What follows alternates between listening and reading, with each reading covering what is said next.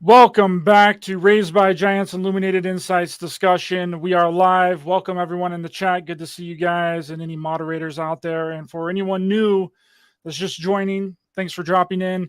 If you're from Leak Project or Secret Teachings show with Ryan Gable, I hope people in the chat make you feel welcomed here. And I know that they will. We have an amazing discussion for you guys here today. But before I bring Christopher on to talk about Stanley Kubrick and the Black Cube, a reminder that super chats and super stickers are available, and any super chat and super sticker will be read out during the show. Also, PayPal and Buy Me a Coffee links are in the description as well, and always appreciated. Couldn't do this without your guys' support.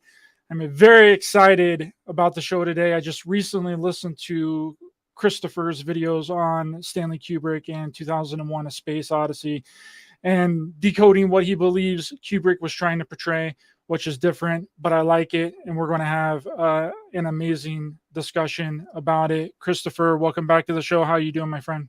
I'm doing well. How are you? I'm doing great, and I'm ready to dive into this topic because it's unlike anything that I've heard before. And watching your videos, it immediately reminded me of the monoliths that were found in 2020 in Utah. Do you remember that? No, I don't. Well, hold on. Let me see if I can pull one of these up here. I've probably seen them though firsthand. Window. Okay, this was the monolith that was found in Utah in 2020, which is it's basically an art project that someone made in 2016 but wasn't discovered until 2020. But it's kind of odd, right? And then one was found in Romania, another one was found in California, and then another one in New Mexico that look identical to Stanley Kubrick's monolith in 2001: A Space Odyssey.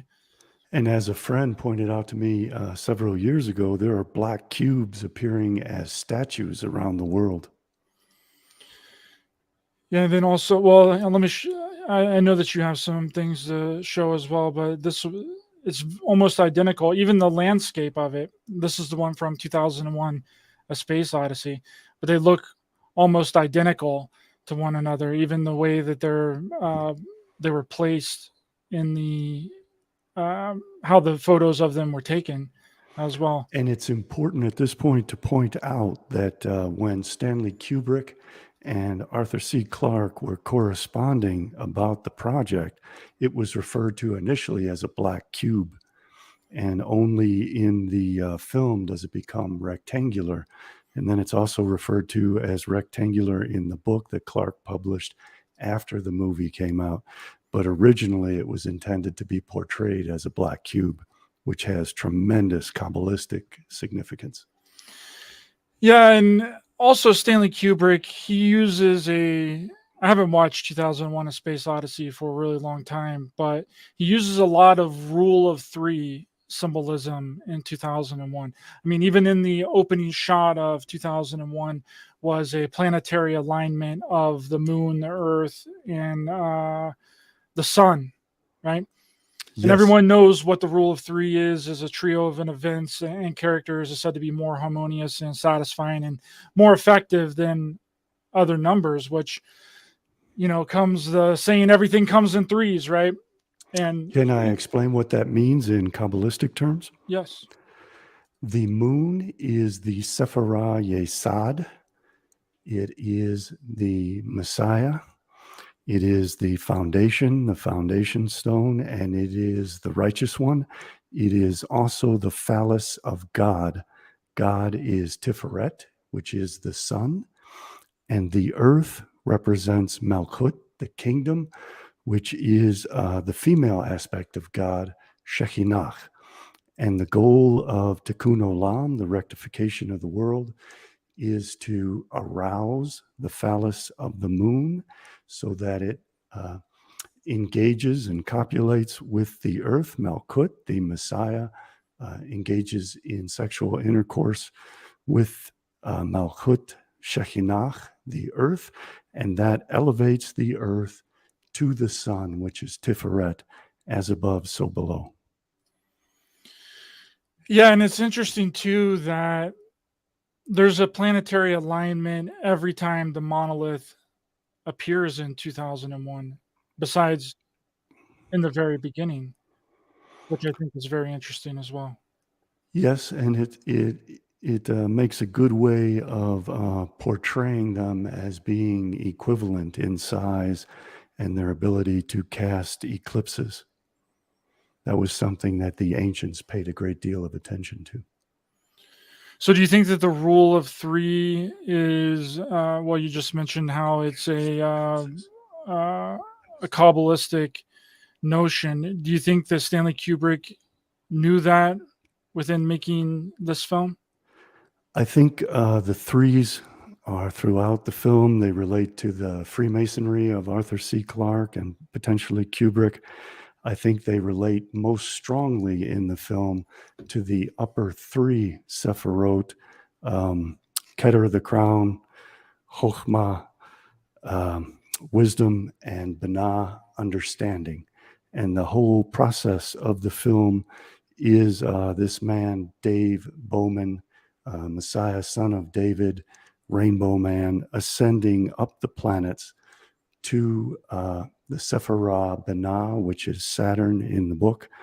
And that's what it's all about. It's about the mystical journey, the mission of Tikkun Olam, of the ascent up the Sephirot to become a righteous tzaddik and to become the Messiah of the Sabbath millennium in the seventh millennium, which is why it's called 2001, which is on the Anno Domini calendar in the year of our Lord 2001, but on the Freemasonic calendar and on the Shabbatayan Zoharite Kabbalistic calendar, that represents the year 6001, which is the first year of the seventh millennium when the Messiah appears. David Bowman represents that Messiah, and he travels to Saturn to become perfected and then returns back to the earth to instigate the seventh millennium.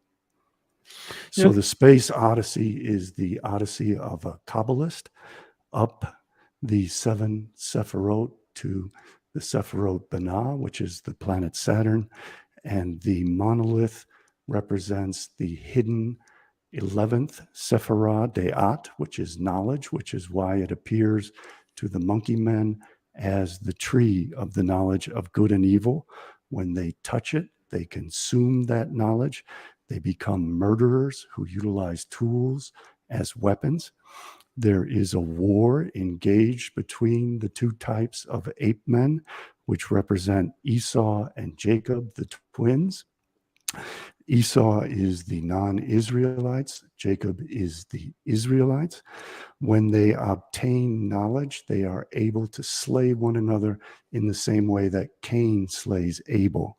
Esau is the reincarnated soul of Cain, and Jacob is the reincarnated soul of Abel through Seth, who inherited Abel's soul after he was killed by his brother Cain. And then these become the two prominent figures in the film. Frank Poole represents the twin brother Esau, and Dave Bowman, David, Messiah, son of David, the Rainbow Man, represents Jacob. And the rainbow has always been a symbol of the Messiah and the instigation of the Sabbath, seventh millennium in the year 6001. It's interesting too, because there was this cult, the Unarius Academy, that predicted a mass landing of UFO ships in 2001 as well. And they purchased all this property in California to have this landing of all these, this mass landing of extraterrestrials. And they claimed that it was going to be 33 UFOs stacked on top of each other, and they were all going to land at the exact same time. It's a coincidence that it was just 2001 that they were predicting that as well.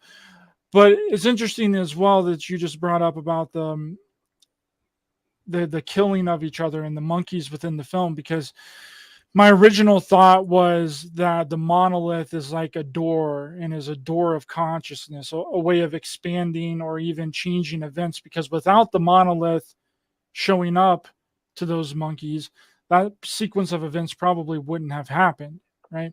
They wouldn't have started killing each other or eating other animals so soon, or eating each other, or maybe not even at all, which I believe kind of fits in with what you're saying. It represents the tree of the knowledge of good and evil, which is Deat, the hidden 11th Sephirah, which provides knowledge to man. That knowledge is the gnosis that the Gnostics referred to, which enables man to gain technology. Cain and Tubal-Cain figured out how to form cities and how to turn metals into weapons and armor. It relates to the story of Prometheus providing man with fire. But the black monolith in that scene represents the tree of the knowledge of good and evil. It reappears on the moon. The moon is the first Sephirah to appear as Yesod in the ascent away from the earth. And then it reappears in the film as Jupiter, but in the book as Saturn, which is actually the correct part, where it becomes the source of knowledge that David Bowman utilizes to cross over the abyss from the Sephirah Chesed, the sixth Sephirah, to the seventh Sephirah in terms of ascent, which is the planet Saturn. And there is in Kabbalistic mythology and in Neoplatonism the concept of the dark night of the soul. And when you reach the dark night of the soul, you get tempted by your body and by the evil inclination to return back to the earth because you become afraid that your body will die. And in the film, that is depicted by David Bowman eating. The Neoplatonists explain that the body has the lust for food and for procreation, which traps it in the prison of the flesh on the earth and prevents the soul from ascending. So David Bowman has to overcome the desire to eat. He breaks a crystal glass and then he enters into the bed. And when he enters into the bed, he's undergoing the dark night of the soul. When the good inclination, the positive forces of the top three Sephirot appear and encourage him to continue on his journey across the great abyss between Jupiter and Saturn, between Chesed and Binah. And they appear as the monolith. And the monolith, once again, represents the planet Saturn, the god Yahweh, and the 11th Sephirah, Deat knowledge. It provides him with the knowledge that he needs to know to cross over the great abyss into the upper realm of Binah. And the top three Sephirot are Keter, the crown, Chokhmah, wisdom, and Binah, understanding, and they are white light. The 11th hidden Sephirah Deat is a prism which separates that white light into the 7 spectral colors of the rainbow. So just as it appeared to the ape men to give them the knowledge on how to use technology, communicate with one another, and slay their enemies, it appears to David Bowman to help him cross over the abyss so that he can reach the planet Saturn, become a righteous tzaddik and a prophet, and the Messiah, son of David, so that he can then return in the 7th millennium to the earth. I have a lot of slides which would help people visualize this and relate it to the movie. I don't know if you want to pop into those now or... Yeah, you can go ahead and bring that up now. And I just want to make a comment really quickly that the AI technology that's kind of described within the film is really reminiscent of Rudolf Steiner's work as well. And also with the Borg, with Star Trek too. It kind of seems all just to mix together. The Rudolf Steiner's Ahrimanic forces could be depicted within 2001: A Space Odyssey as well, which is very interesting too. Yes, and in terms of, what was it you just said? You mentioned the Borg from Star Trek, and Rudolf the Steiner's Ahrimanic forces. Yeah. In the book deviates from the film, and Clark specifies in the book that HAL, the artificial intelligence of the HAL 9000, the computer that runs the spacecraft, is possessed by the same serpent that tempted Adam and Eve in the garden. So the Ahrimanic force is Satan, it is Samael, and Satan brings the knowledge of good and evil. But when it enters into an artificial intelligence computer, that computer is composed solely of the base matter of chaos. It has no divine spark. So the only soul that it has is the soul of evil, darkness, chaos, and void. So Yes. we're seeing the first time that the monolith appears. You can see the sun and the moon.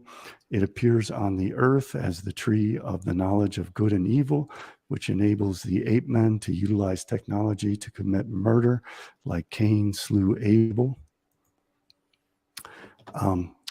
This depicts the 7 Sephirah as related to the planets in Kabbalah.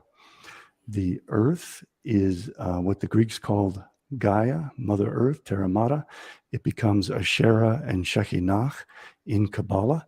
The Kabbalist has to ascend to Yesod, which is the moon, then to Hod, cross over to Netzach, and then go to Tiferet, which is the sun, continue on to Mars, which is Gevurah, then Chesed, which is Jupiter, and then it faces the great abyss between the upper 3 divine Sephirot, where all the light is white, passing through the black cube of the 11th hidden Sephirah, which is Deat, knowledge, the tree of knowledge, which is a prism, and then cast the 7 spectral colors of the rainbow to the planets below. So this is what is being depicted in 2001: A Space Odyssey, is the ascent of the 2 astronauts across these planets as the Kabbalist ascends the Sephirotic tree to reach the divine realm and to become a righteous prophet. So these 2 astronauts represent the 2 brothers, twin brothers, Esau and Jacob. The birth of both is represented in the spacecraft. Jacob is represented as Dave Bowman, the wise man who lives in his tents and plays chess. Esau is represented by Frank Poole, who is a boxer, a violent man. He treads the squirrel cage, which represents the Merkavah of Merkavah mysticism. You can see here, the ancients believed that there were 7 heavenly spheres with 7 planets, and that the soul descended down these heavenly spheres to the earth and has to shed the body and then rise back up the 7 planets to the gods. And that's what's being depicted in 2001. First, they ascend to the moon, which is Yesod, then Mercury, which is Hod, then Venus, which is Netzach, the sun, Tiferet, Mars, Gevurah, Jupiter, Chesed, and Saturn, which is Binah. That's interesting because the New Age community started out with 7 different dimensions, right? And now it's 12 different dimensions. They've upped the ante on that. It's no longer 7, but which 7 was the original amount that they first started coming out and saying, especially through researching a lot of these cults, that these UFO cults, they all talked about that, how you go through the 7 dimensions and you can ascend. But now they've turned that into 12. It's 12 different 12 dimensions. Some people say represents- freaking 22 dimensions or 23 dimensions or whatever. It's They're just interesting you making more said stuff up. 22. There are 22 Hebrew letters. The 12 represents the 12 months of the zodiac and the 12 tribes of Israel. The 7 represents the 7 days of the week, which are 7 millennium, the 7th being the Sabbath millennium, which begins at 6001 or 2001 on the Anno Domini Christian calendar. And it also represents the 7 heavens, the 7 planets, and the 7 Sephirot, whose vessels shattered and are below the upper 3 divine Sephirot. The Sephirot are depicted in the film as the upper 3, Keter, Chokhmah and Binah being the radar dish that needs to be repaired. Esau attempts the repair, but he's no good at tikkun olam, rectification of the world, so he fails, and it's not broken anyway, so his attempts are futile. The rear 6 exhaust vents represent the 6 sephirot of the Zer Anpin, the emotional sephirot, as opposed to the intellectual sephirot of the upper 3. And then the big bulbous sephirah represents the sphere of the earth, Malchut, the kingdom. And you can see Esau and Jacob returning back and forth to Malchut. Esau is ejected out of the womb back into chaos, and he is killed. His umbilical cord is severed because he has failed in his mission of tikkun olam. So he enters back into the womb, and Jacob reemerges into Malchut as the firstborn. He's wearing a red suit to represent Esau and Edom and blood, because he has inherited the blood and the soul of Esau when Esau died. We have a Another, really quick, Kabbalistic- Christopher. We got a $2 super chat from Bird Fanboy, and they ask a question. Thanks so much for your kind and generous donation and support of the show. Bird Fanboy they want to know, is Chisad the word for Hesad, like the movement? I'm not sure. I'm sorry, exactly. you kind of faded out on me. Chesed means mercy, and it is the planet Jupiter. It represents the Lord. It is the uppermost sephirah on the pillar of mercy in the Sephirotic tree. Does that answer the question? Yes, thank you. Thanks, Bird Fanboy. I appreciate your kindness and generosity and support of the show. Another symbolic image of the spacecraft is as above, so below. The 2 triangles of the Star of David is represented by this spacecraft, both by its front and back and its wings. And then the Merkavah chariot of Ezekiel, chapters 1 and 10, which is the way that you ascend to the gods on the chariot, is spoken of as wheels within wheels and having spokes. And that is represented both by the squirrel cage that Esau runs around when he's shadowboxing, and by the spacecraft itself, represents the Merkavah chariot of Ezekiel. The monolith represents the tree of the knowledge of good and evil, just as after they ate the fruit and touched the fruit. Touching is the significant thing in the original Hebrew. They become wise, and they learn how to commit murder and utilize tools and technology. Another very interesting thing is when Dave Bowman performs Tikkun Olam, it is successful. And the way that he repairs the world is to elevate the sparks of the computer, which kills hell. And that is extremely Kabbalistic. He is removing the sparks from the Kelipat, from the klipot. And when he elevates the sparks, when he releases the sparks from the husk, from the shell of the klipot, hell dies and the world is rectified. And that is an extremely Kabbalistic image encoded into the film. And it demonstrates once again that David Bowman is the Messiah, because he performs the ultimate tikkun olam and rectification of the world. As I was describing before, when he wants to travel from Jupiter to Saturn, he encounters the mystical dark night of the soul, where the evil forces encourage him to return to the earth, to Malchut. But the positive holy forces of the upper realm of the top 3 Sephirot encourage him to continue his journey and leap over the abyss.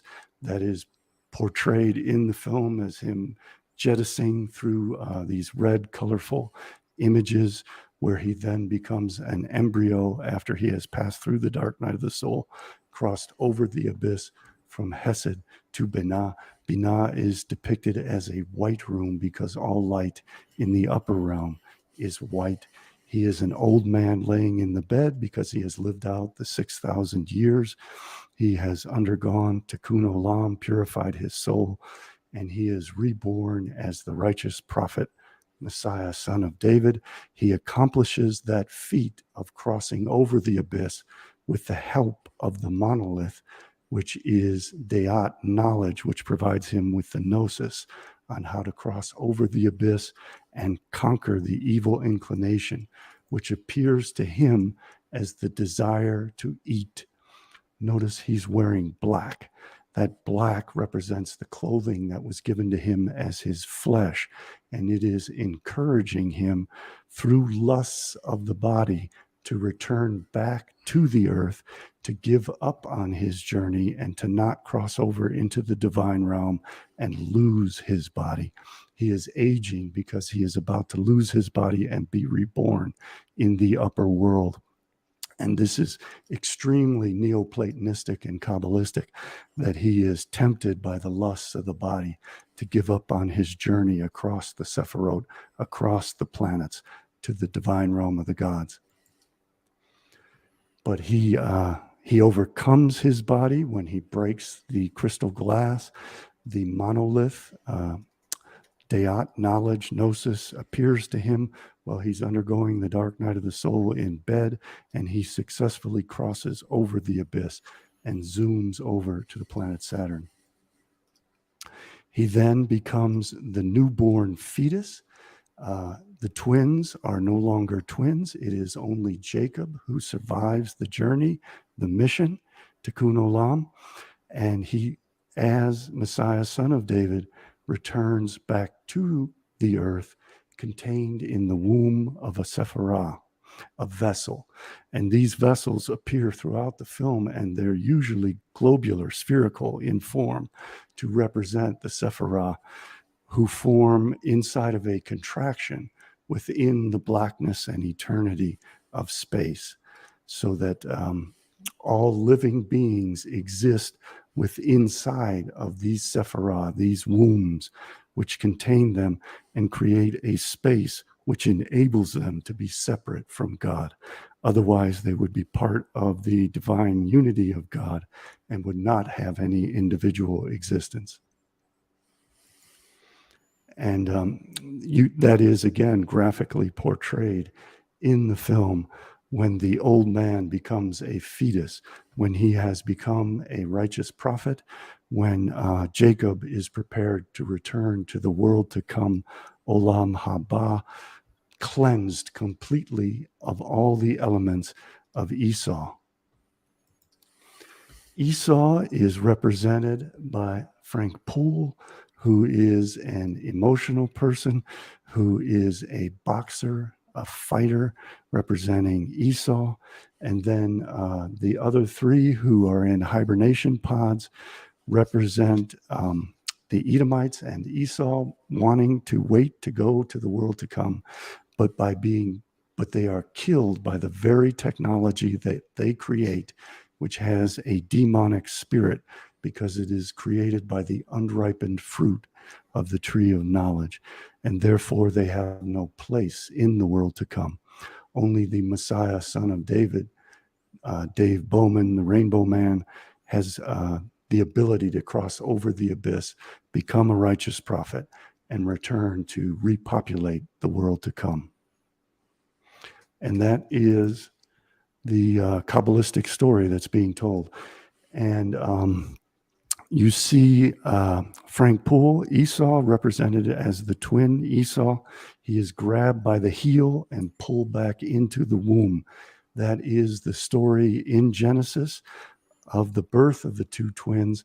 The way that it happens in Genesis is that Esau is born first. Jacob grabs him by the heel to pull him back into the womb, so that Jacob can take his place and be the firstborn, because the firstborn inherits a double portion.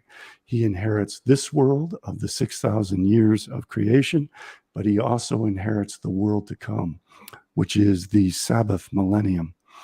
And Jacob is tricky, and he tries to pull him back into the womb, but he fails in Genesis.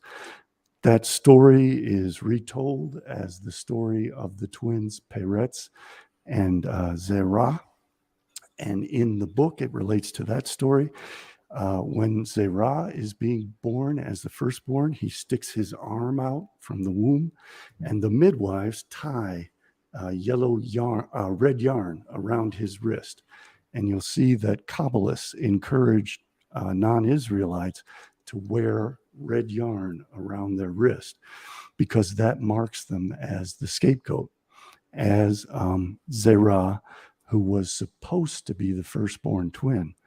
But in the story of Zerah and Peretz, Jacob this time succeeds as the soul of Peretz and is firstborn.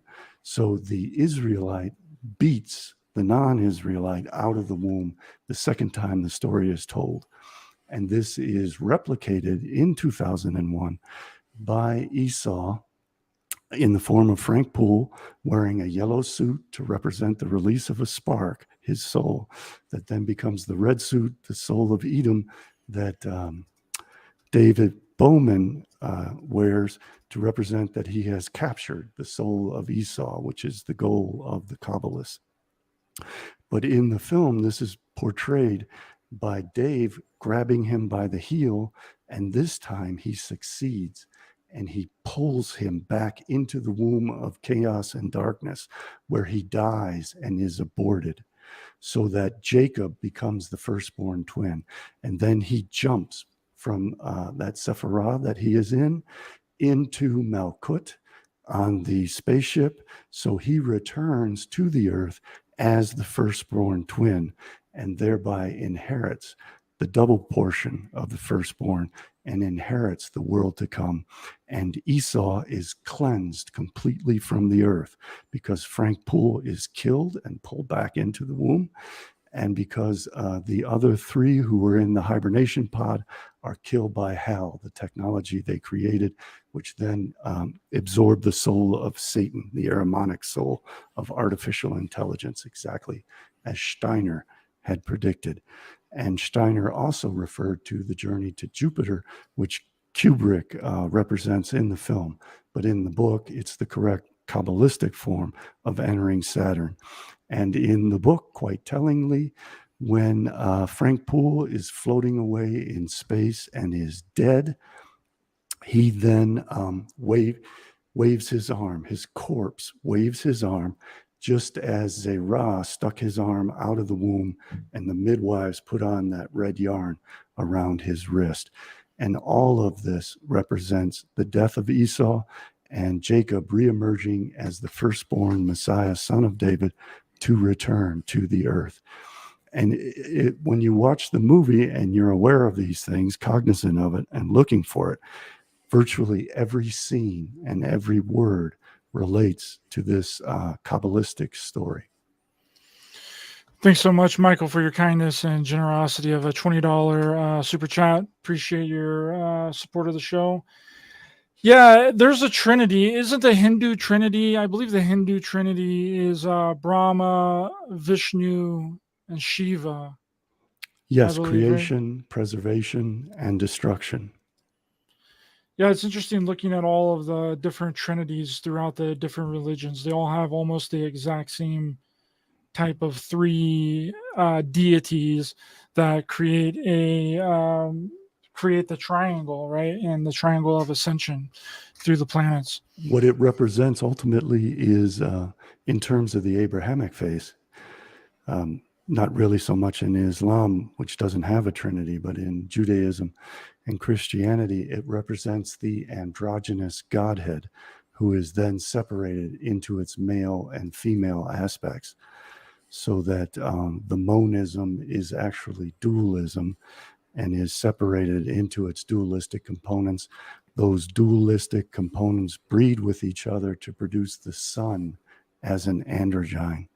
So the sun also represents the return to monism in the form of Jesus Christ, or in the form of, in the Greek Orphic mystery religions, in the form of Phanes Protogenes, and in Kabbalah in the form of Adam Kadmon, who is androgynous and is created in the image of the Elohim, meaning the gods, both male and female. So what the Trinity represents is the unity of male and female in an androgyne as the monad, the one, the Godhead, and then the division of that into its male and female aspects of light and darkness, good and evil, seed and womb, male and female. Which is really interesting because I've done a lot of research into, well, not a lot personally, but my friend Paul Knight has done a lot of research into Janus. And Janus is an androgynous god, which I have a little bit of different interpretation of 2001, which I think the monolith represents a door and transitions. You know, every time the monolith appears in the film, something happens, some kind of change occurs. And when you look at who's the god of transitions and doorways and arches, you find this god, Janus, the god of gods, god of androgyny, depicted with two heads. He holds the keys to the door, and the door swings both ways, in and out, which is really interesting. That's one of the first things that I noticed within 2001: A Space Odyssey was the Janus symbolizing the door and the doorway into a different kind of consciousness. Which, hey, I don't know. It's something really interesting to look at. And when you're talking about androgyny, this guy right here, Janus, is the god of androgyny. I wasn't aware of that. I never conceived of Janus as androgynous.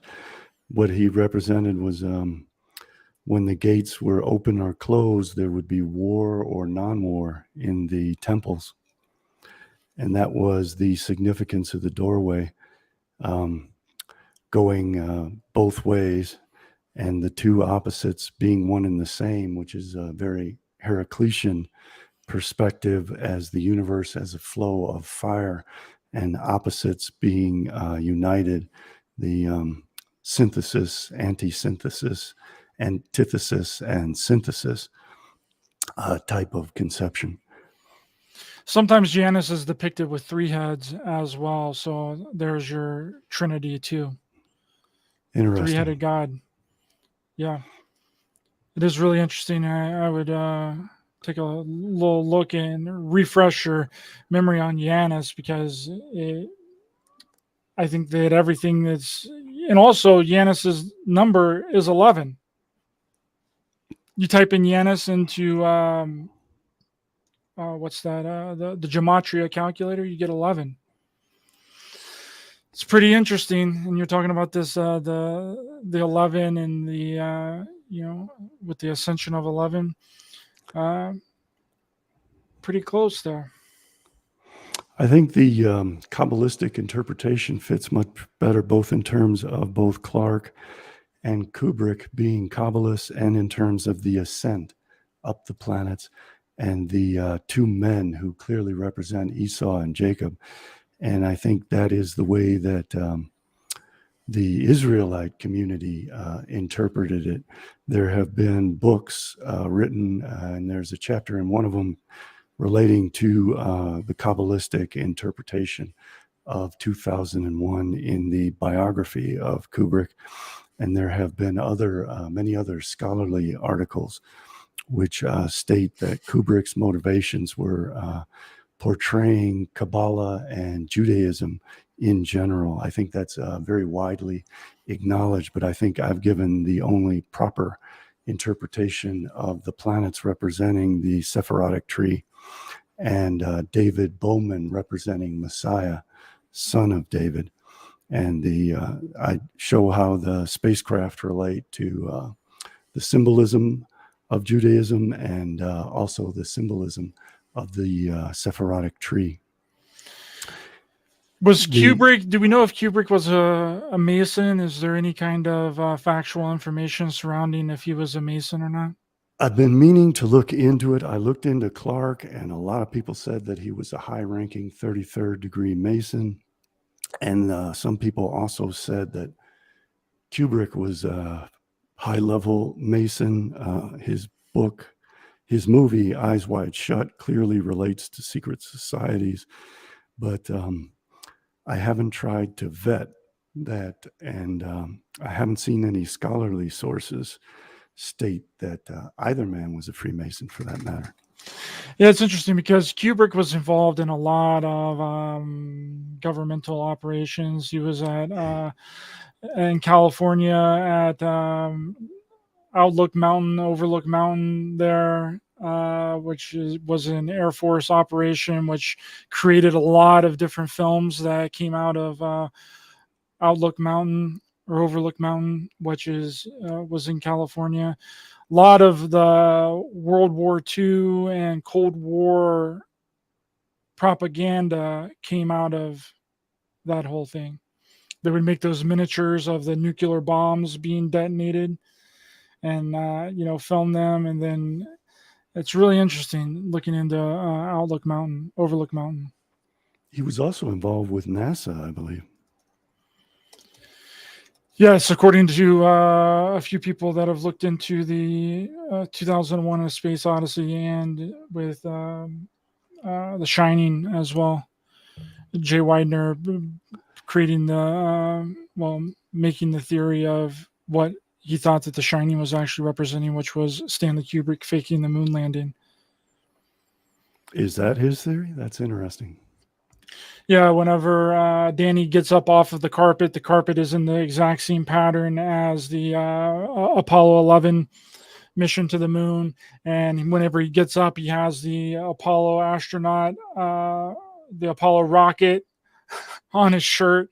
Then he goes to room 237, which is said that the moon at that time of the making of the film The Shining, it was said that the moon was 237,000 miles away from Earth. Yeah. I have some different theories on The Shining that relate to Kabbalah and the good inclination, the evil inclination, and reincarnation, and also the nature of evil places and evil spaces and the seasons. And there's a lot of Kabbalistic imagery, clairvoyance, and other things that take place in the movie. We should talk about that sometime. Yeah, I'm absolutely down to do that. Me and Jay are actually making a second documentary about The Shining. We're going to get into a bunch of different theories and ideas surrounding The Shining.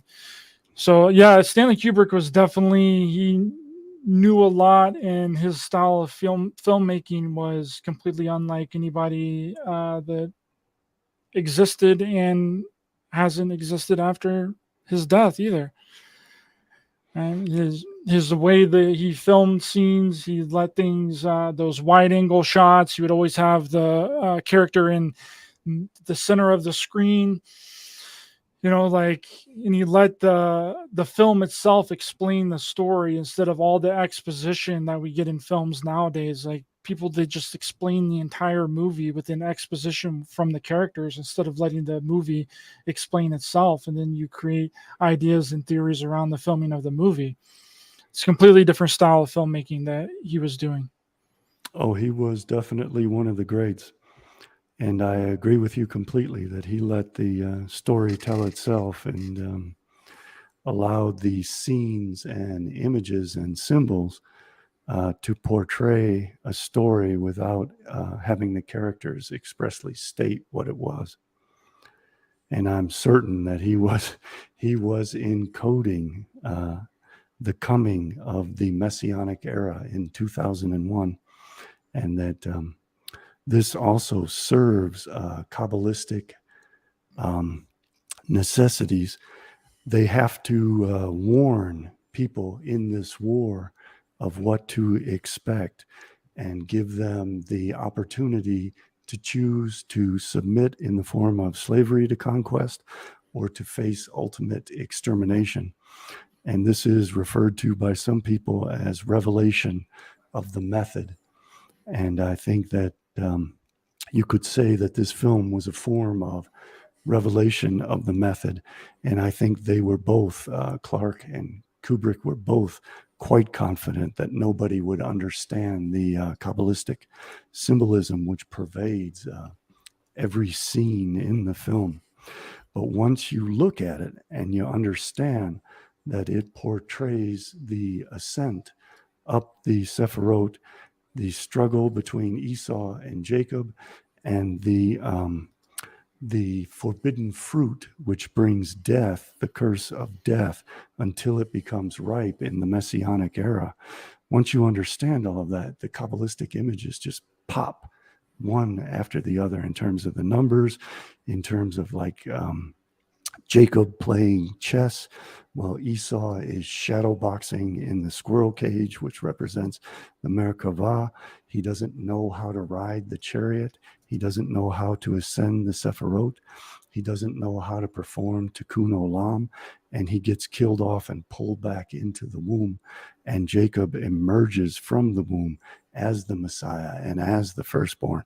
All of that is foretold in Kabbalah, and that is the most fundamental essence of Kabbalah, is how to have the Messiah, the Kabbalist, ascend the Sephirot to become a righteous tzaddik and a prophet, and then to return to the earth as the leader, as the new Adam.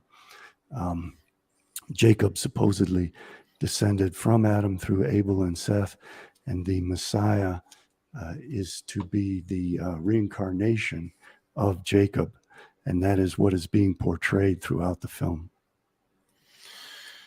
Yeah, someone had a really good question here. I think I lost it.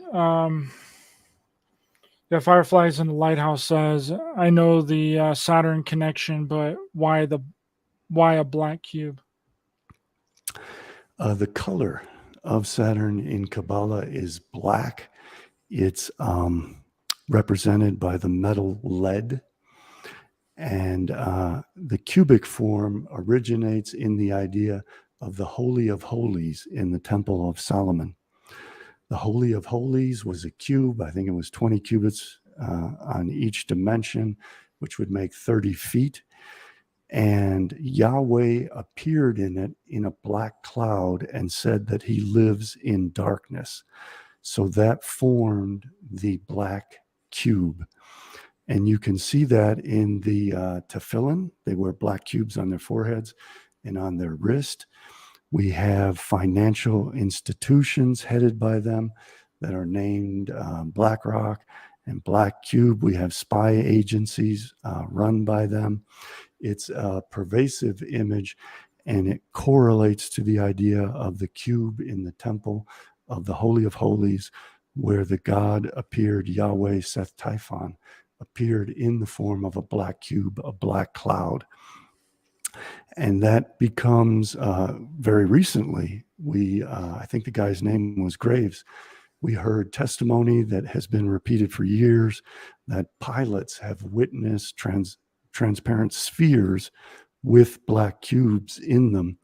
And this again portrays the descent of the hidden 11 Sephirah of knowledge, gnosis, which brings with it the curse of death until the fruit of the tree of knowledge becomes ripened in the Sabbath millennium. So that is why it is portrayed as a cube. You see the cube images appearing everywhere.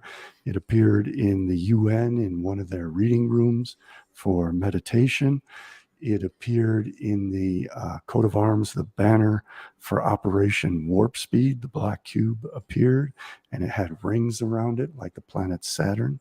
It's popping up everywhere, and it's very troubling because it does portray the tree of knowledge and technology and artificial intelligence being imbued with the spirit of Satan and bearing the curse of death. So it is being represented now in the form of judgment. That judgment is being placed upon the earth. And the ETs who represent this demonic, Ahrimanic spirit that Steiner talked about are said to be bringing new technologies, which is what the fruit of the tree of the knowledge of good and evil brought. They brought the technology of fire, the arts of civilization, writing, mathematics, agriculture, all of which imprisoned man who had been formed in the Garden of Eden, paradise, where nature provided everything that man needed. And man and Satan, in their arrogance, wanted to destroy that creation and replace it with the products of their own will and their own intellect. They wanted to mold chaos into the forms that their will would impose on chaos. And they do that through technology. Well, Rael here from the Raelian cult says that the Elohim extraterrestrials are going to land in 2035 and share their technology with us, Christopher. And he probably is asserting that that will be in the seventh millennium, and therefore the technology will be ripe, and it will enable man to become antinomian, to abandon the laws of Yahweh, to kill Yahweh by viewing Yahweh as a figment of the imagination, and then to become gods which can breed human beings in laboratories, or as the Raelians, I believe, say, clone them. Yep. And this is the ripening of the fruit of technology, but it ripens only for the Israelites, and the non-Israelites are consumed by the warlike technology of the unripened fruit of the tree of knowledge of good and evil, which brings death. It is a grapevine that produces wine. Wine is intoxicating. Wine brought Noah into disaster after the earth had been cleansed of evil. He replanted the tree of knowledge of good and evil in the form of a grapevine, grew a vineyard, became drunk on his own wine, and was raped and castrated by his son Ham. And that brought evil back into the world. But at the end of the 6 days, when the Messiah has performed the final tikkun olam of rectifying his own soul and killing off evil, it is again like the flood that cleanses the earth of all of the evil inclination. And then technology and knowledge will have become ripened, and men will become androgynous gods. And when they become androgynous gods, they can perfect creation, create their own created beings, both man, animal, and plant, from the mineral and matter world of chaos through the use of their own intellect, and then become divine themselves. What is the original sin through your research and in your study? I mean, what's the original sin of the Kabbalah? What do they say that the original sin was? The original sin was consuming knowledge, and the original knowledge was the knowledge that the androgyne Adam and Eve had been separated into its two gender aspects and could procreate. So in that sense, they became gods who could create sentient beings by engaging in intercourse with one another. And they were given, in order to perform that intercourse, they were given clothing, and that clothing represented their flesh when they were expelled from the Garden of Paradise. Initially, they had been entirely beings of light, and that clothing was made from the fig leaves. The tree of the knowledge of good and evil is also represented by a fig tree. So they donned the material world.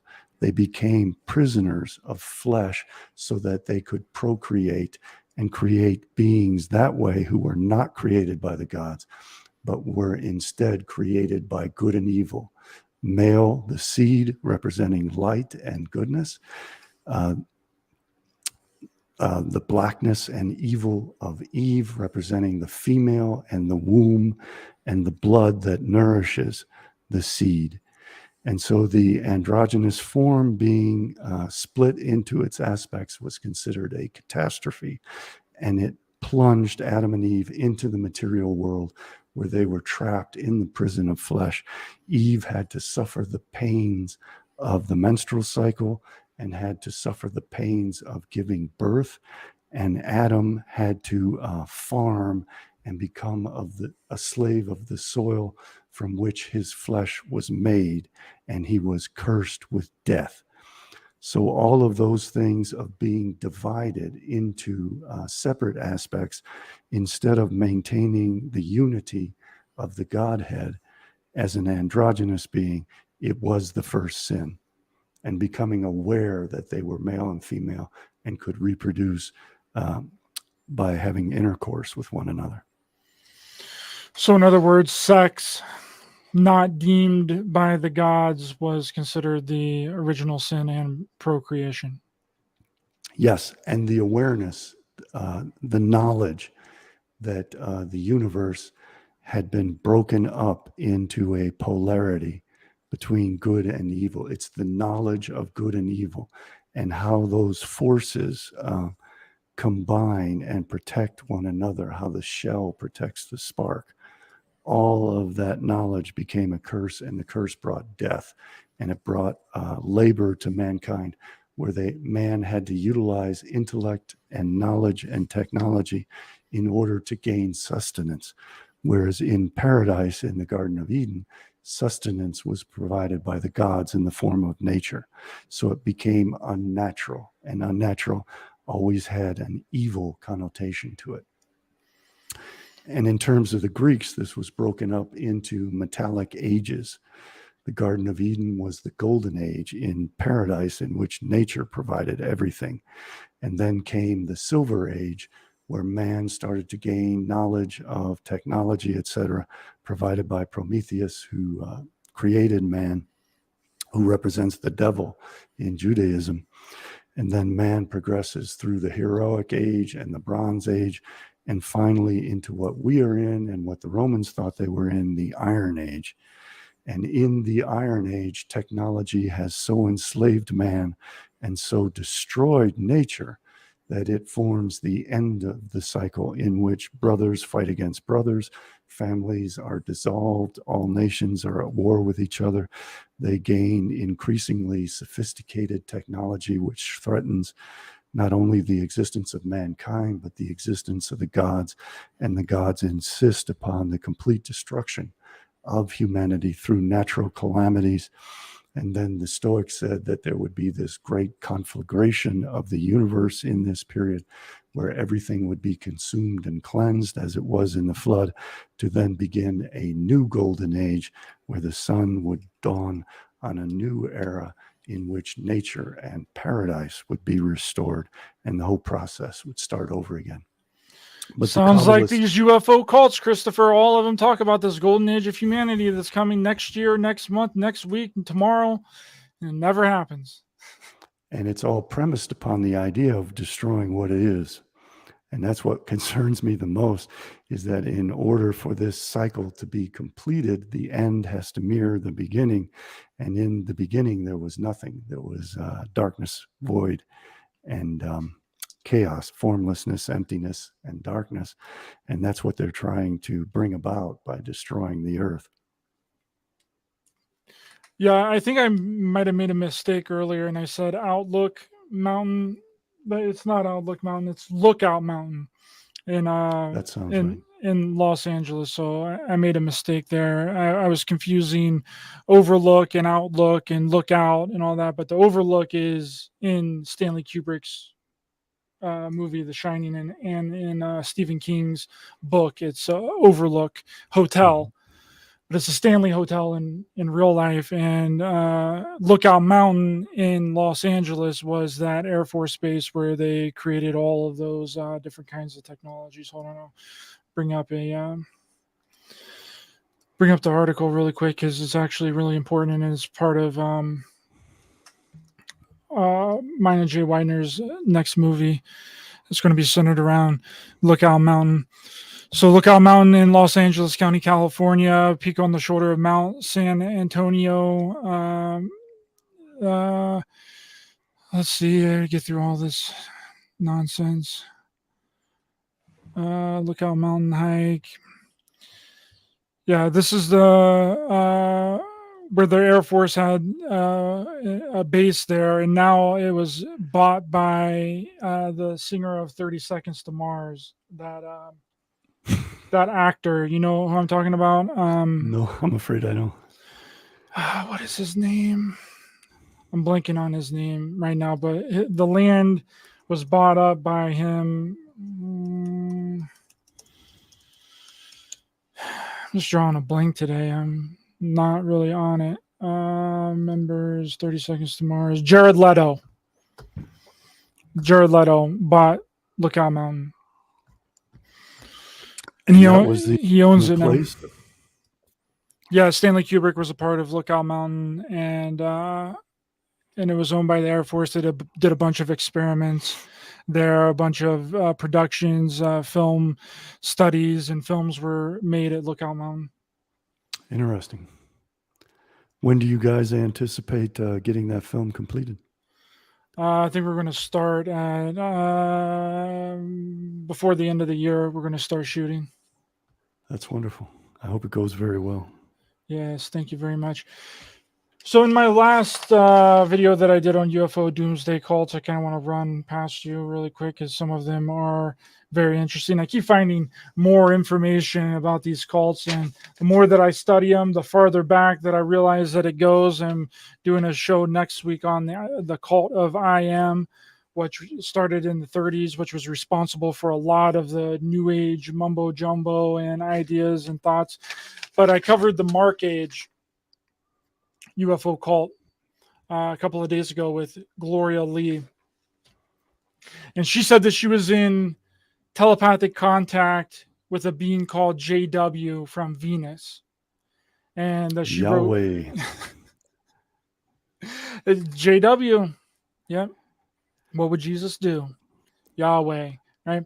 And she wrote 2 books based on her contact with this JW extraterrestrial from Venus, which, if you remember the first time that we did an episode on these UFO cults, the Atheist Society with George King also said the exact same thing. He said that Jesus and Buddha was from Venus, and that Krishna was from Saturn, and that there's this hierarchy of beings there. But this lady right here, she wrote these plans from this JW character that she channeled from telepathic communication, and she gave plans to the United States government for world peace and how to build an intergalactic space station. And then after the government didn't listen to her, because who would, right?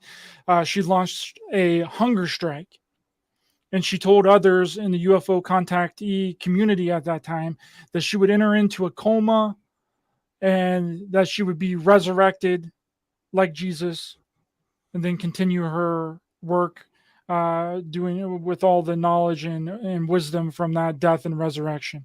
But after 66 days without eating, she was then taken to George Washington University Hospital and died there on December 3rd, 1962, at the age of 36 from starvation. Right? How many of these cults have I covered and that other people know about, always talk about the death and resurrection, right? That they're going to die and then they're going to be resurrected, and they're going to come back with new knowledge that they're going to share with people of Earth. David Koresh was one of those people. The Heaven's Gate trio with Bonnie Nettles and Marshall Applewhite was the exact same thing. They said that they were going to die and then be resurrected. That's the most fundamental tenet of Christianity, is belief in the resurrection. That's the only way you can be a true Christian, is if you believe in the resurrection, because that represents the afterlife. The ascent of the soul, of the human soul, to the kingdom of heaven is resurrection. But it's interesting how these proceed along the same path of mental illness. It's almost as if either the awareness of these beliefs in a person of a given personality type produces that kind of mental illness, or if someone were to deliberately try to inspire someone to become mentally ill in that way, it seems to be part of their program. And I think that's a lot of what this community does and continues to do, is to inspire mental illness. But that's completely a different topic. This gentleman right here, the Ivo A. Benda from the Universe People cult, that was the exact thing from psychologists and people that would attend his conferences. They said that he was mentally delusional and unstable. But his cult was all centered around the idea of a coming cosmic catastrophe and the evacuation of people to another planet by extraterrestrial ships, just like all these other cults. But after that didn't happen, of course, he had to switch it up. And then he started talking about lizard people. And then how to defend the world from space lizards, that they're going to attack Earth. And just like Gloria Lee developed a plan for world peace and a space station design and took them to Washington, D.C. In late 1962, Ivo A. Binda here almost did the exact same thing, but he took his plans of defending Earth from evil extraterrestrial reptilian space lizard aliens to the Slovakian Ministry of Defense. And it's comical. I can just imagine the reaction. It's comical. Communism wasn't bad enough. We got to deal with this. We got to deal with extraterrestrial space alien lizard people attacking us from off the planet. And the letters were deemed as very suspicious, and the Slovakian military even evacuated the building because of it, just to find out that it was promotional material from his cult and plans on how to stop an alien invasion via space lizards. Do you know what era that was? That was in the 1997, so late 90s. Oh, okay. So it was after the fall of the Soviet Union. There are very strong religious components into what you just described. There has always been this in the oral tradition that there was a dual seed line, and that dual seed line was brought about by Eve sleeping with the serpent and being seduced by the serpent to produce the child Cain, who was the evil murderous child who inherited that gnosis, that knowledge of the tree of good and evil, which brought the curse of death. So that's where that lizard people idea comes from, is this this breeding of human females with the fallen angels. Satan himself was a fallen angel, and the Nephilim represent these fallen angels, both in the book of Enoch and very briefly in the book of Genesis. So there's this conception that there are two seed lines within humanity, and some of them are this, what is called these lizard people, which really represents the bloodline of the fallen angels, especially so in the form of Cain and his descent from the serpent.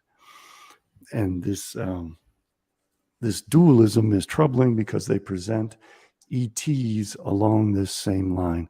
Some of the ETs are slated to be our saviors, and the other ETs are slated to provide judgment and punishment in religious terms. And the salvation can only be brought about after the judgment and punishment is being inflicted. And that can be represented and portrayed by the Antichrist, by evil high-tech ETs descending upon us and imposing judgment on mankind. And then this concept of the ascent of the rapture of the good ETs providing the chariot, the Merkava, for souls to ascend into outer space and be spared all of this judgment and destruction. And they are setting it up with the government now being involved to set up the populace to divide into two camps. And they're going to start stigmatizing people along this concept of the dual seed line. And they're going to say that some people are these reptilians who have the soul of Cain. And then they're going to say there are other people who are righteous, who have the soul of God, and that the righteous people can ascend in the chariots to the heavens and be saved. And the rest of the people, the lizard people, the serpentine people, will be destroyed in the judgment on earth through fire and brimstone represents sulfur. And they are starting to impose artificially all of these judgments on mankind in the form of plagues. We are being hit with plagues of diseases. They want to impose a plague of darkness by putting sulfur, brimstone, into the atmosphere to brighten clouds and reflect daylight away from the earth, on the premise that it will reduce temperatures when it would probably increase temperatures, increase acid rain, destroy the environment. So they want to impose all these judgments on humanity in the form of a planetary alchemy in which they darken the earth, destroy life on earth, set fires all over the earth, and consume the earth in biblical apocalyptic terms. And at the same time, they are going to try to placate the populace so that nothing sensible is done against it by saying that there will be these good ETs, these angelic beings, as opposed to the demonic beings, who will provide this Merkava, this chariot, away from the earth, either in the shelter of the cubes and the 15-minute cities they're building and dome structures, or in the form of duping people into believing that people are being raptured or are ascending to other planets to form bases on Mars or on the moon, where they can be like Noah's Ark and outlive this cleansing judgment of the earth, which will be artificially imposed by these quasi-ETs in the form of the government inflicting nuclear war and other curses on the human race to replicate the judgment and cleansing of the earth, to prepare it for the world to come, and then the return of the righteous into the world to come. Christopher, don't you know that the clouds aren't really clouds, brother? Don't you know that the clouds are really UFOs? Marshall Applewhite here says that the clouds aren't really clouds, they're UFOs, and they're waiting to rapture us up into the next evolutionary level above human. You didn't know that? The Bible says that God appears in a dark cloud over and over again and in a pillar of fire, and that the darkness is light to the righteous and daylight is darkness to the righteous, and that when the earth is darkened, the righteous will see in the shining darkness, but the wicked, the heathens, will all be consumed by it and killed off. And that has been a goal that was stated in the Bible for 2,300 years, is to turn the earth into darkness. And that was the plagues that were inflicted on the Egyptians. Many of those plagues related to converting the earth into darkness. And the same thing happened again when the Red Sea was supposedly parted.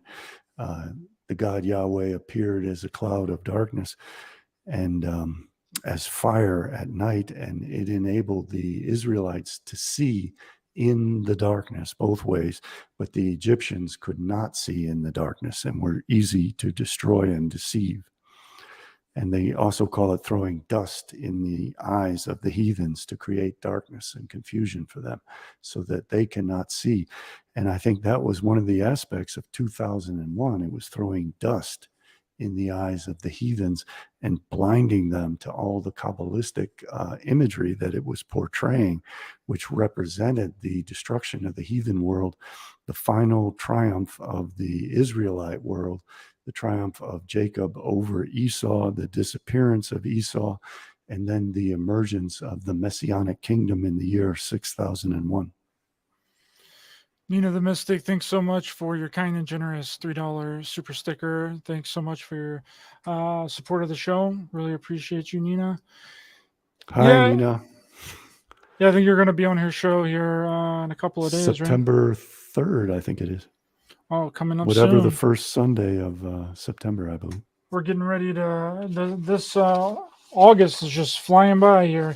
This cult here, which I spoke to you a little bit about yesterday, it's called the Joy of Satan. Joy of Satan cult that I covered in my last UFO Doomsday cult series, part 7. Please check that out if you haven't got an opportunity to check it out yet. It's I have a playlist on my YouTube channel that starts at the beginning and it just plays all of them.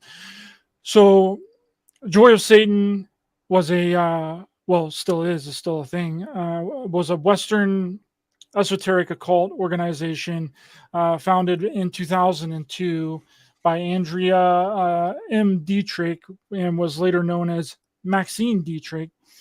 And the Joy of Satan Ministries, right, is another name that it goes by, created their own form of Satanism called spiritual Satanism, right? Which is an ideology that they created that presents the perfect cult burrito, as I've been calling it, right? It mixes in Satanism, Nazism, Gnostic paganism, Western theology, UFO conspiracy theory, and extraterrestrial There's a belief lot systems. of that burrito is popular. They serve it up over and over again. Much of the neo-Nazi movement is related to those exact occult beliefs. And UFOs, this is one of them. Satanism. Yes, and the members of Joy of Satan cult believe that Satan is the true father and creator of God, and is the real God of humanity, who desire was for his creations to elevate themselves through knowledge and understanding, which sounds a lot like Kabbalah, right? Joy of Satan presents so many different various extraterrestrial theories, some of which derive, and they took a lot of their theology from Zechariah Sitchin, the ancient astronaut theory of the Anunnaki, right? And Joy of Satan believes that Satan and his demons are sentient and powerful extraterrestrial beings responsible for the creation of humanity, which origins predate Abrahamic religions. So all the ones that I've covered so far say that Jesus was an extraterrestrial, Buddha was an extraterrestrial, Krishna, all the different popular religious historical figures were extraterrestrials. Well, this cult says that Satan and his demons were also extraterrestrials. Can't have extraterrestrial Jesus without extraterrestrial Satan. Well, Satan fell out of the sky as a bolt of lightning. So they want us to look to the skies, to the heavens, to outer space for salvation and for judgment and destruction.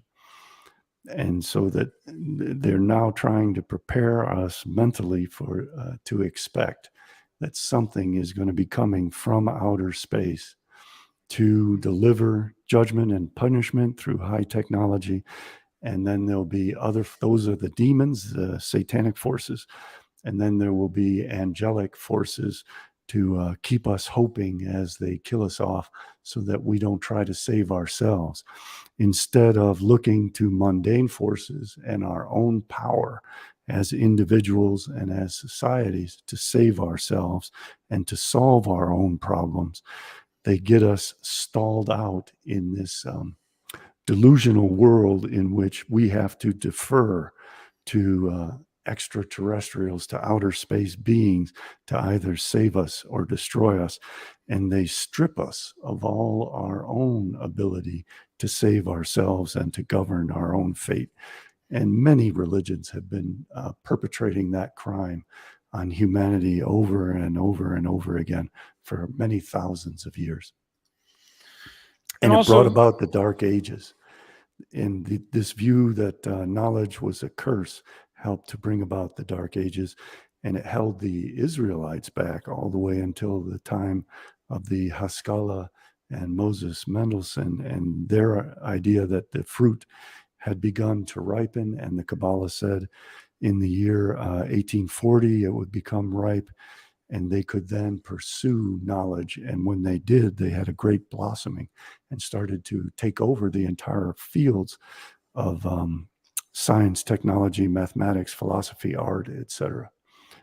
So this concept that human beings have to defer to other worldly beings for knowledge, to save themselves, for judgment, for mercy, and for salvation is absurd, and it's leading us into destruction. And the people who are going to impose that destruction on us are the ones who most devoutly pursue their own power, their own knowledge, wisdom, and understanding. And that's also biblical. Knowledge, wisdom, and understanding is taken out of the Old Testament. Also, Maxine from this Joy of Satan called... Do they have Joy of Satan cooking? Hey, they might. I don't know. They still got a Satan sex. Joy. They still got a website up that has like all their information. You can read the Black Book of Satan and all kinds of different stuff. But they also, we laugh at it, but that's what Christianity is. Christianity was initially the joy of Satan, the great gnosis, the one who defeated Yahweh and gave mankind the keys to immortality and the keys to knowledge.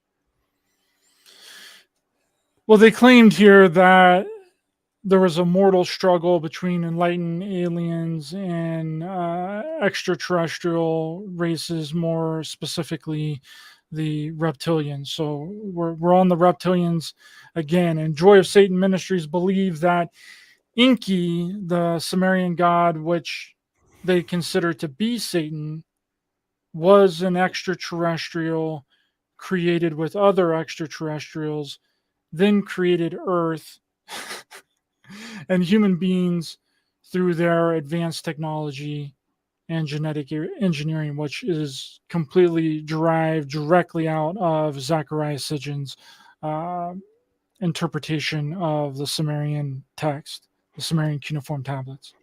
A lot of that appeared in the movie and the book Chariot of the Gods. Yeah. And I think they're misrepresenting a lot of what we know about the Sumerians and what they believed. And they're trying to combine it with the book of Enoch and the concept of the Nephilim and the fallen angels and all of the Christian and early Judaic demonology and the battles of the angels with the demons and this constant dualistic struggle. And the Greeks had very similar things with the Titanomachy and the wars between the gods that ultimately resolved, and the fear of the gods that mankind would eventually wage war on the gods, which, and also in the Sumerian, it was the idea that human beings were too noisy and had to be killed off, but couldn't be killed off because they provided the sacrifices that fed the gods. And it's all just ridiculous. And in terms of Kabbalah, it is designed to differentiate humanity into two different types, the righteous and the wicked. And in their code of morality, what they claim to be morality, the righteous therefore have a right to completely annihilate and exterminate the wicked, because the wicked carry this seed line of Satan, which has to be purged in order for the sparks to be released from the husks.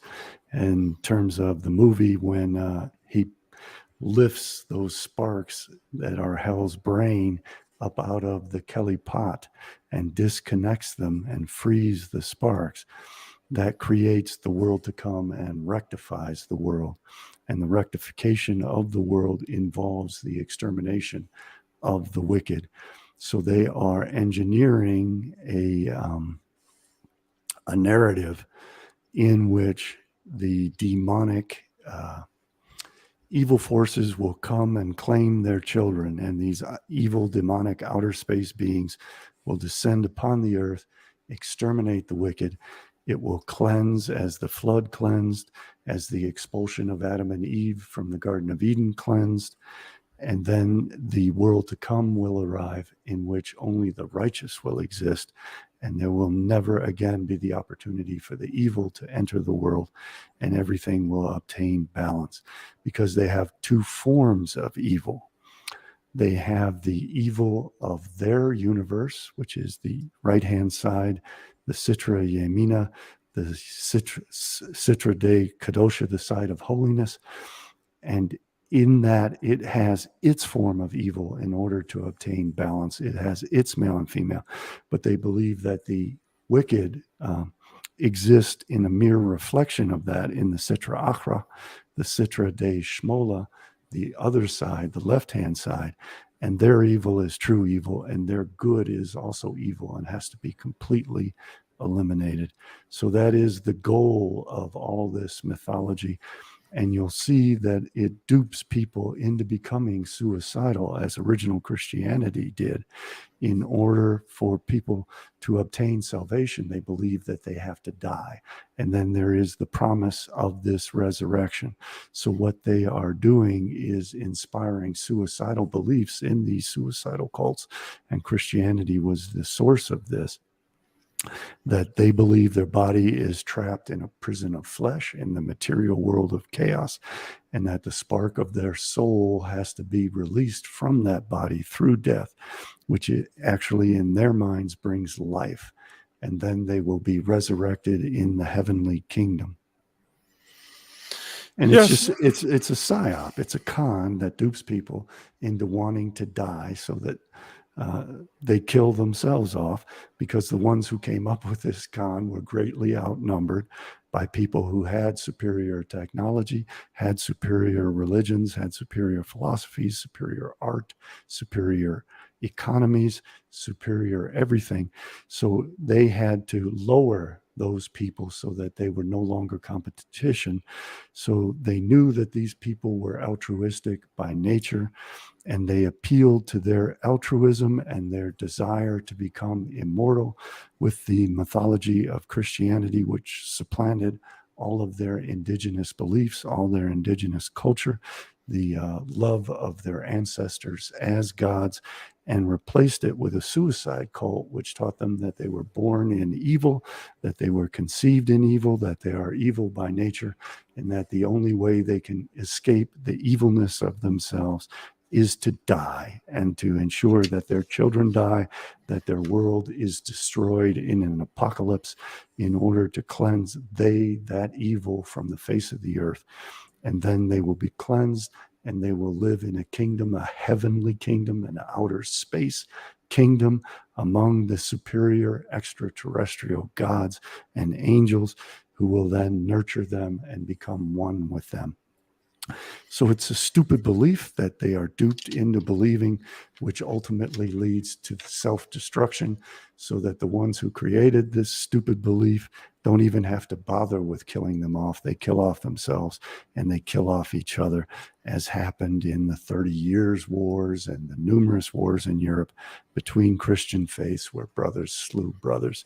And it's now, since Christianity is fading, they're portraying it as a battle between two ET forces, the forces of salvation and the forces of evil and judgment and punishment. Yes, that does seem to be the way that things are heading. And with all these cults as well, that's what they all do. It all turns from physical interaction with extraterrestrials, then they switch it up and they turn it into something spiritual and conscious in space. And there's been several of them that have committed treacherous acts against each other. Hound Dog, thanks so much for the $5 super sticker, brother. Thanks so much for your support and kindness and generosity of the show. Appreciate you a lot, my friend. I don't know if I mentioned to you last time about this gentleman called Ernest Norman. Did we talk about Ernest Norman last time? No, I don't think so. Well, he was a part of the Theorist Academy and Uneris Academy. Sorry, it's hard to keep a lot of these things straight. In 1954, and he claimed that he psychically sent his consciousness to the planet Mars and seen underground caverns and seen that Chinese Asians were living under the planet. Right? It's not extraterrestrials who's living under Mars now, Christopher. It's Chinese Asians, right? At least they had good food. Got all the sushi underneath there. Oh, that's Japanese. Yeah, good Chinese food being made underneath the It's surface ironic of Mars. because the ancient Chinese emperors built cities of clay terracotta figures under the earth, or at least they were eventually buried under the earth. But so, anyway. according to Ernest Norman here, a group of these Chinese Asians from Mars split off and came to Earth. And that's how we get the Chinese Asians and how they developed here on Earth, and that they're from Mars, right? It's again a dual seed line theory. The DNA, yes. So you're going to get a kick out of this. The Joy of Satan cult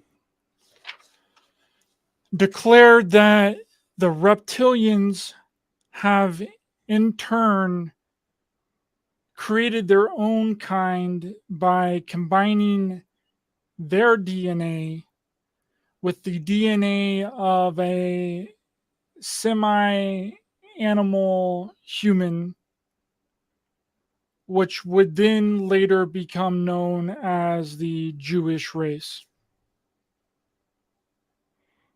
The Jewish race came from extraterrestrial reptilians mixing their DNA with a semi-animal human hybrid.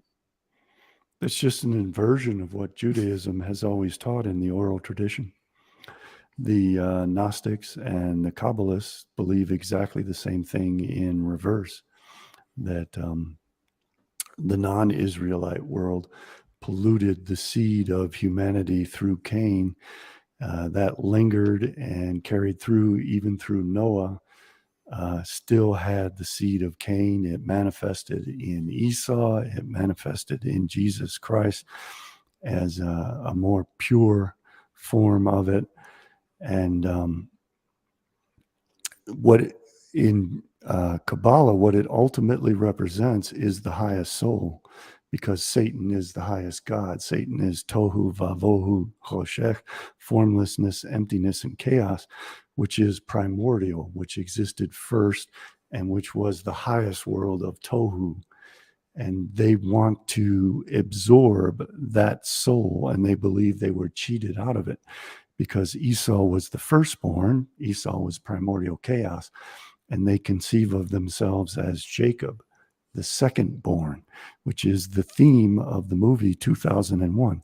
They have to take that soul by commingling and assimilating with the women, and this is explained in the Kabbalistic book, the Galia Raza. All of the messiahs descend from Gentile females, so they absorb from the womb, from the blood of the womb, the soul. The soul is the blood. They have to get that soul of Satan.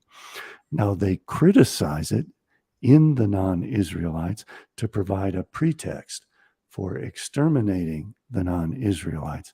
But their fundamental goal is to take what they call the birthright and blessings of the firstborn of Esau, which signifies the soul of Satan, tohu vavohu choshech, and put it into the vessel of their bodies.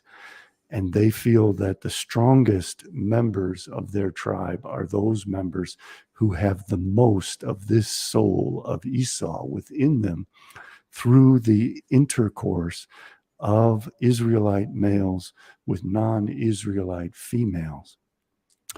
And ultimately, the only way to garner all 600,000 of those female souls of Tohu is to eliminate all of the non-Israelites.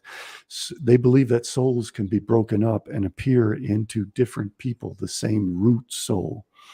And in order to capture the entire root soul of Cain, which has that blood, and even in Cain, it was a dualistic soul because it also had the mother Eve in it. In order to gain all 600,000 of those, they non-Israelites have to be removed from existence, removed from the face of the earth, because as long as they are born and reborn, the Gilgul, the reincarnation of Cain's soul, will be in fragments contained within all of the non-Israelites.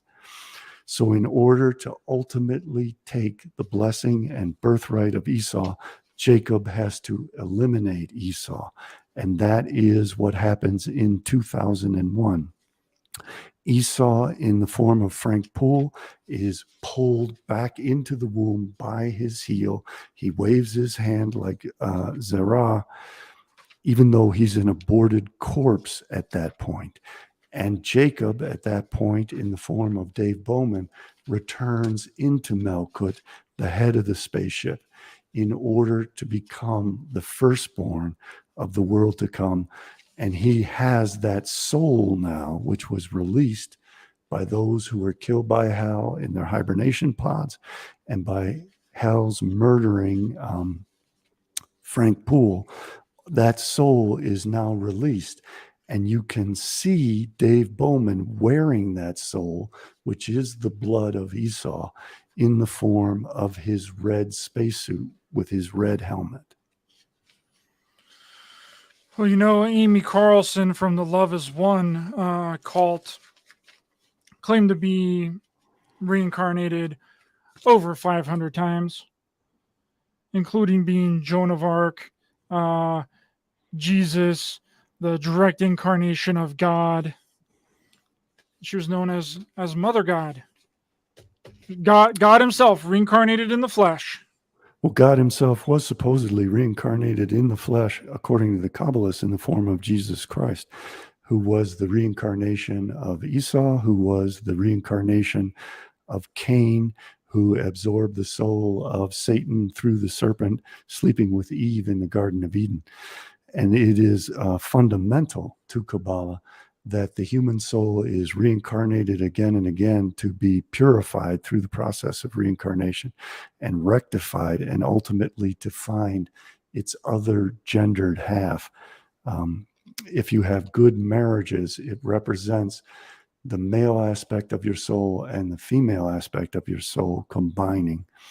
And all of this is by no means unique to Kabbalah. They adopted it from the Orphics, and the Orphics got it from Pythagoras.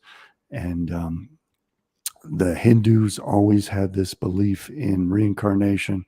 It's very Platonic, and ultimately the form that it takes in Kabbalah and in New Age mysticism filtered down to us through Plato. Snake Jones wants to know if you have anything to say about Arthur C. Clarke's book, Firstborn. No, but I should look into it. Thank you. I'll make a note of that. If anyone's got any questions for Christopher here, put them in the chat, and I'll make sure and a few of them get read out and they get asked before we end out and close out the show here today. Firstborn relates directly to primordial chaos, to Esau and Jacob, Esau being the firstborn, Jacob being the secondborn. It's all through the Bible, Isaac and Ishmael. And firstborn represents primordial chaos, darkness and void and emptiness. Secondborn represents the arrival of the sun to provide light and order and intellect. You've already mentioned this several times, but David has a question. How will the Messiah annihilate us? I'm pretty sure you said it again during the show already. But it's a good quickly. question. There are two Messiahs. There is the Messiah, son of Joseph, who represents Jesus Christ. He annihilates the non-Israelites by duping them into worshiping him. He is the soul of Satan. He descends from Cain and Esau, and he brings the brothers into war. And the plan is for the Christians and the Muslims to fight each other. That has expanded into the Muslims uniting with the communists in the form of the behemoth. The Messiah, son of Joseph, represents the Leviathan. The behemoth is governed by the Messiah, son of David, who represents the donkey. And Jesus represents the ox. And it says in the Bible, in Deuteronomy chapter 22, verse 10, do not allow a donkey and an ox to plow together. So the behemoth and the Leviathan have to go to war with one another. And that is what they are arranging. Alexander Dugin, Putin's brain, the chaos magician and Kabbalist, set up and spoke in exactly these terms, that the Eurasianists are the behemoth, the land power that will smash the Leviathan of the so-called Atlanticis, representing the United Kingdom and America and the west of Edom. And that is how the Messiah, son of Joseph, will destroy us, destroy European Western civilization. The behemoth also gets destroyed. The Messiah, son of Joseph, goes to war with Iran, the king of Persia, and gets killed in that battle But then Messiah, son of David, inherits his soul. Jacob inherits Esau's soul and gains the power that enters that vessel of King David. And then King David annihilates everything that is left after the wars of Messiah, son of Joseph. Fireflies in the Lighthouse wants to know, do you think moon mining missions are related in any way, I guess? Yes, I think so very strongly.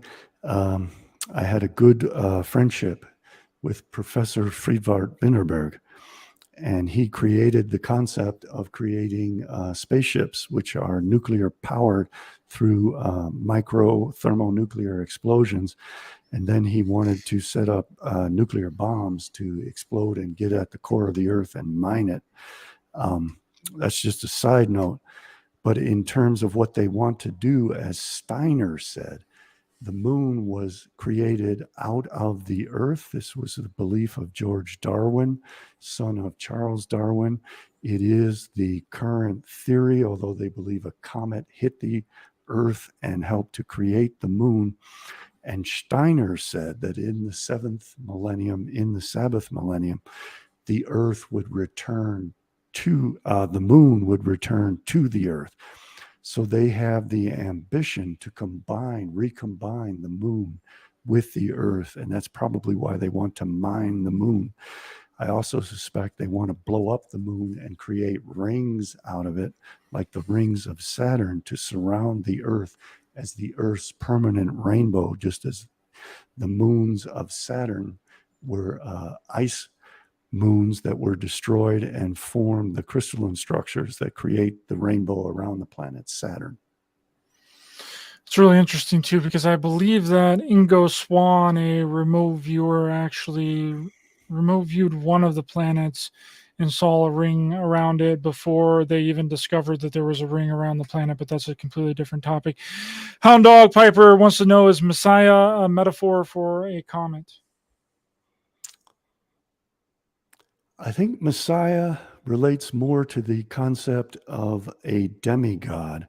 Pharaoh was a demigod. The god Ra would sleep with the Pharaoh's mother and produce him as a god. The Greeks and the Romans had similar conceptions that their emperors were God. So this messianic figure becomes the logos, as Philo interpreted Platonic philosophy. It's the mediator between the gods because it is a God-man. And in Judaism, this becomes very key in the history, that they portray themselves as initially being ruled by the messianic figure of the Pharaoh who enslaved them. And then the god Seth Typhon freed them from that bondage and brought them into the wilderness, where they had an era of anarchy. But then Moses imposed theocracy on that anarchy. And that theocracy reigned from Moses all the way through to Samuel. And then they entered into an era of monarchy. They requested a king. And that pissed off their God, because their God was supposed to be their king.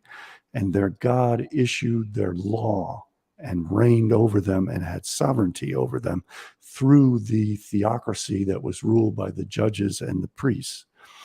And then there was a shift to monarchy, and God warned them speaking through Samuel that this monarchy would be a disaster and would again enslave them, that as the Pharaoh had enslaved them. So they then started to look to salvation through a messianic figure who would be God. And therefore the theocracy and the monarchy could be combined in the form of a demigod, God on earth, as the form of the king, the sovereign, still being God, but also being a man and being the king who could rule on earth. And then they introduced anarchy into that trinity of their forms of government in the form of that demigod then being antinomian and saying that the law of the God the Father in heaven no longer applies, and everyone is free to do as thou wilt. And Christ ridiculed Yahweh's laws and said that it was absurd that that people should starve on the Sabbath in fulfillment of God's laws. So he then becomes all three. He becomes anarchy, theocracy, and monarchy, because he is God in the form of man on an earth, but a man who imposes no laws on humanity and tells humanity to be free and loving and androgynous, and in that way to become immortal. And Shabbatai Tzvi and Jacob Frank repeated all of those antinomian tenets of Christianity and combined anarchy, theocracy, and monarchy in the form of the Messiah. The Messiah is also Messiah, son of Joseph, who's anointed for war, who becomes the cleansing flood, which eliminates the non-Israelites from the earth. One last question, and we're going to wrap it up here. What is the shorter explanation? Michael wants to know, what is the shorter explanation of the moon being sin and that we are born under sin? Where does that come from? Michael wants to know. In the occultism of the ancients, the moon always represented the female aspect. It represented Horus's left eye. The camera reverses everything. And in that sense, it represented darkness and evil and the womb itself. So in terms of that, we are born under that sin. But in Kabbalah, the moon also represents the foundation stone and the righteousness.